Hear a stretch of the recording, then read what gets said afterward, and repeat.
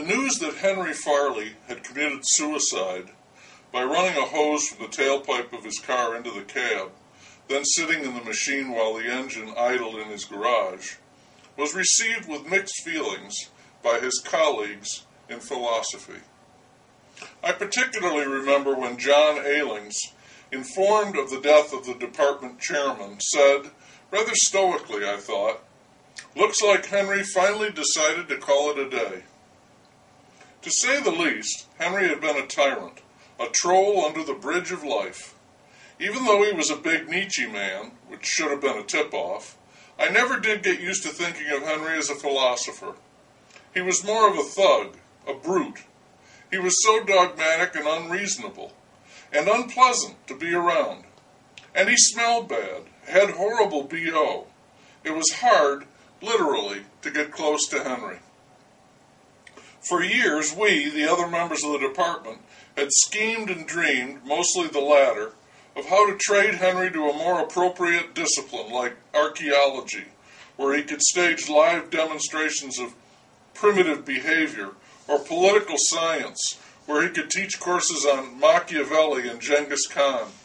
The trade was a happy but futile idea because no other department would have him, and because in our department, Henry called all the shots. All the shots. It was the sheer obnoxious force of his personality, his massive, twisted ego, which caused him to rise to his position of eminence. Henry wasn't just power-hungry, he was a magneto of power, absorbing it from any source around him. Wherever Henry was, his office, the classroom, a conference, he ruled. He was the top of the totem. None of us were comfortable with his direction, but none of us had really wanted to lead either. It was not in our nature. None of us were political animals, not like Henry, who was both. Eagerly he had leaped into the vacuum and grabbed the reins.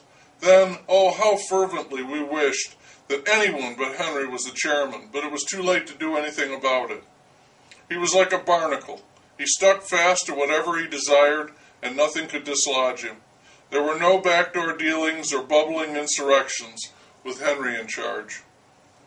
Henry despised us for our weakness and our griping.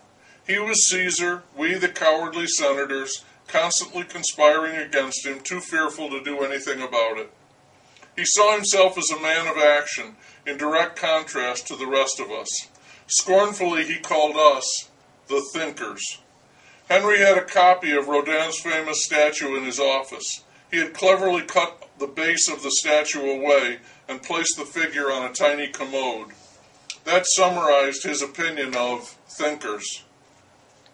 He was no thinker. He was the Übermensch. It did not bother him in the least that he was despised and misunderstood. That confirmed his superiority. As a leader, the self-crowned Napoleon of our department, Henry was a disaster.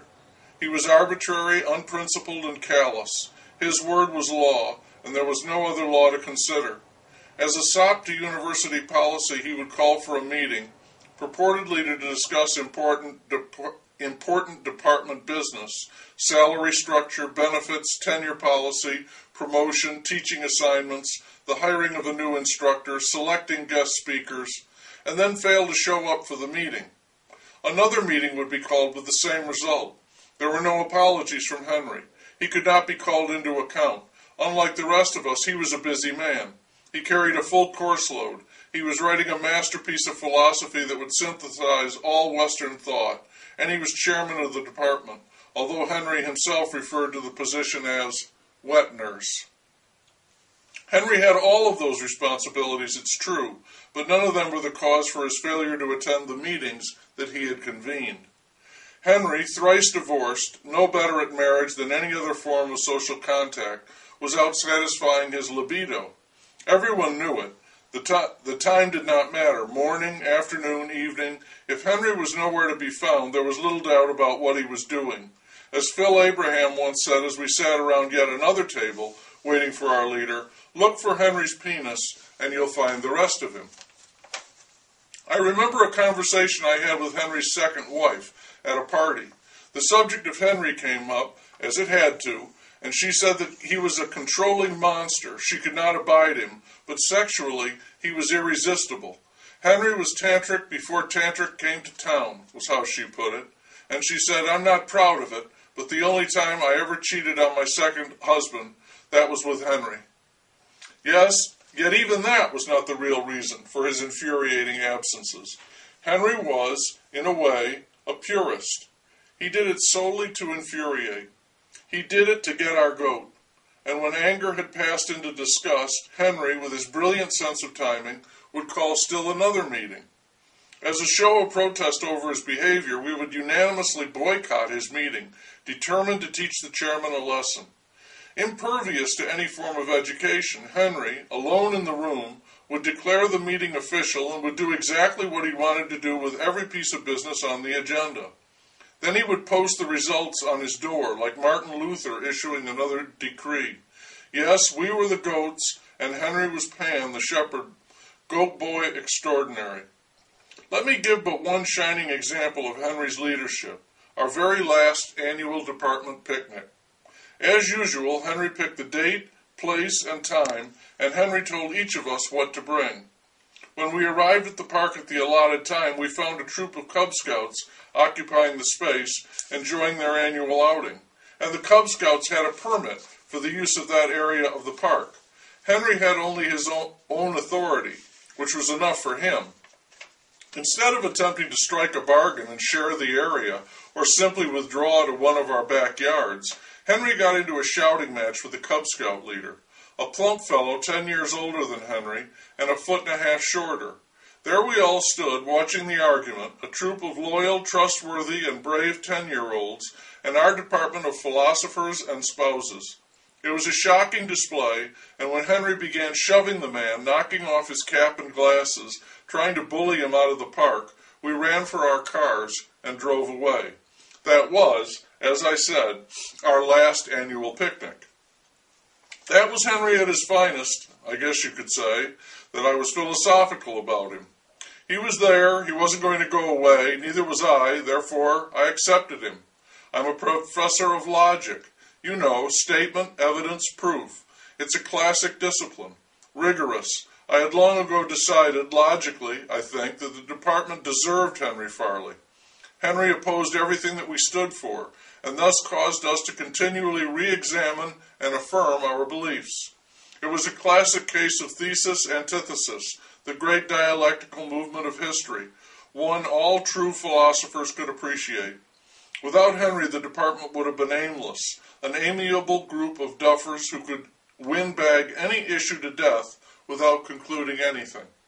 The autocratic Henry forced us out of abstraction and into coalescence. I called it the Henry factor and viewed him as a spur for the rest of us. No pain, no gain, I remind the others, and they could not deny that Henry was a pain of, well, Nietzschean proportions. That may have been Henry's sole value to the department, but now, with his latest irascible and irrevocable decision, even that was gone. Typically, said Ira Josephs, he failed to consult with any one of us. That would have made no difference, said John Ailings, and though that is as black as humor can get, it still got a laugh from everyone. How to put it tactfully?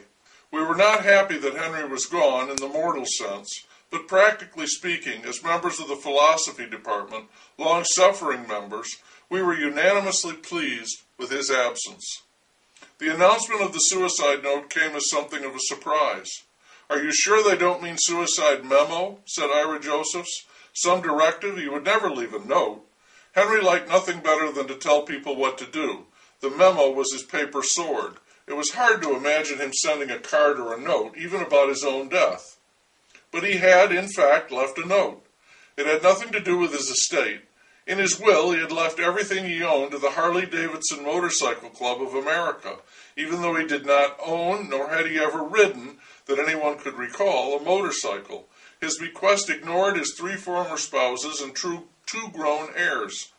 That was a gesture which surprised no one. It was bizarre, it was uncouth, it was punitive, it was pure Henry. Even killing himself was pure Henry. The way I saw it, Henry didn't think death could do it without him. Only Henry was big enough to put an end to Henry. The shock, at least for me, came when I was told that I had been specifically mentioned in Henry's note. He wanted you to do him a favor, the policeman said. A favor? I do a favor for Henry? I could not imagine in a million years what it might be. He and I were barely on speaking terms, only the occasional argument, which I dreaded because I could not win. So I felt a distinct tug of apprehension, knowing Henry, before the officer told me what it was, this favor. This is what he wrote, verbatim, the officer said, and then he read it to me. I would ask Gene Singleton to please cancel my date with Alice Slatsky for next Friday. Due to circumstances beyond my control, I will be unable to make it. Please tell her that I was in an automobile accident and was killed. The officer then provided me with Alice Slatsky's phone number.